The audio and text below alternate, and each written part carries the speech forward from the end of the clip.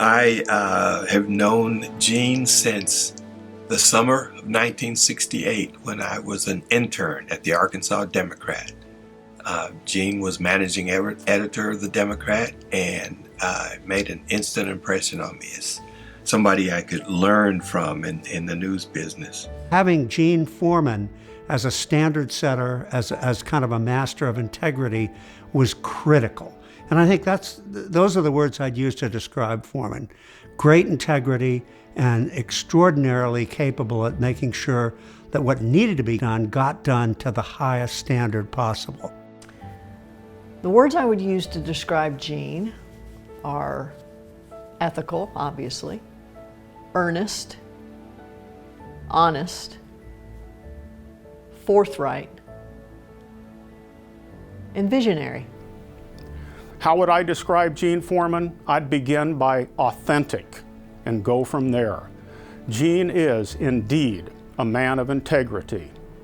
How about ethical, gracious, unselfish, unflappable?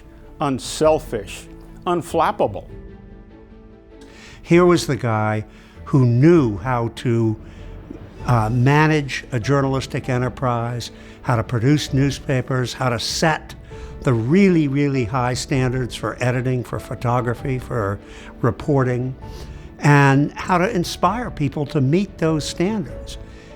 I probably learned more from Gene about what it means to be a great teacher of journalism and of ethical journalism than anybody else in my career. So that's what I think about when I think of Gene, the careful, patient mentoring that he's done not only of students, but also of his colleagues over the years. He's got an encyclopedic memory. He can talk at length about baseball, about the civil rights movement, about journalism, about ethics, about, anything, or just be a wonderful conversationalist if you're having a cup of coffee.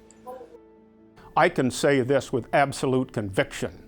A very satisfied Larry Foster would be smiling from ear to ear if he were with us to personally present this award, which bears his name. To Gene Foreman, no one could be more deserving.